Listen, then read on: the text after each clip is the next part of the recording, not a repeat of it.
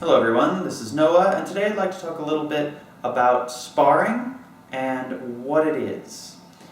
Now, everybody generally knows that sparring is in some fashion an exchange of fighting techniques between partners that is unscripted and has some level of resistance to it, that both parties are kind of fighting back, they're blocking things and trying to execute their own techniques. Now, there are a lot of ways to actually do this. If you watch someone who does Brazilian Jiu-Jitsu or Judo, their sparring is going to be vastly different than the sparring of, say, a sport karate fighter. And that person's sparring is going to be vastly different than a Muay Thai kickboxer's sparring. All of these people have very specific goals in mind. They have specific sets of skills that they're working on, and a lot of the time there's going to be some sort of competition element to it that is going to give them a rule set that they're trying to follow. With all those things in mind, they're all going to have different ways of approaching that free exchange of techniques between partners who are resisting. Now, this is all a very good thing to do for all of them. But it's something that can very easily be taken into the realm of competition. And that's not terribly surprising, considering that all of these types of sparring generally have some sort of competition-driven goal.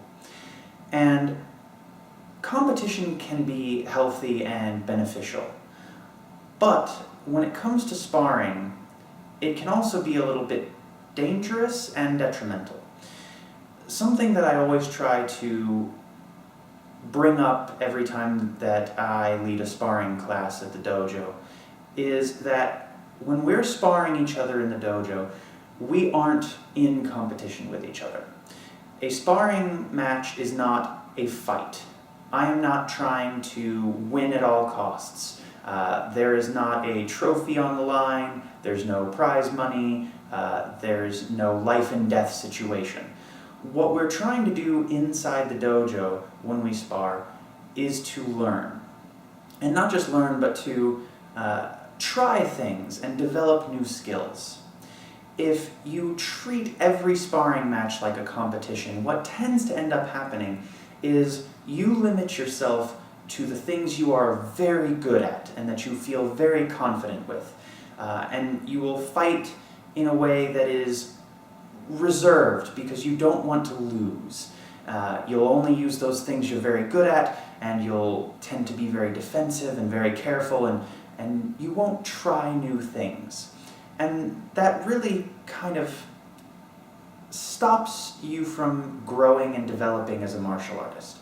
What sparring should be in the dojo is a chance for you to take those techniques that you've been practicing in class, take those drills that you've been working, and find ways to actually apply them in a situation where you have a partner who is moving quickly, they're resisting, they're trying to hit you back, they're trying to put you in a joint lock, they're trying to throw you while you're trying to do the same thing to them. This is when you actually are able to develop new skills and learn.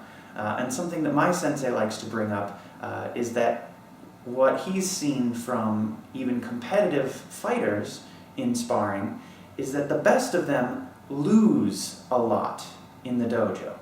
If you were to keep track of points or who would be winning the fight in some way, they lose a lot, and that's because they are trying things they aren't very good at. They aren't concerned with winning in the dojo. They're concerned with developing their skills. And this gives them a leg up when they actually go into competition. They no longer have this small set of things that they're confident with and then just only refine those. They're able to expand their skill set and actually grow as a martial artist so that every time they compete, they're better and better than they were before.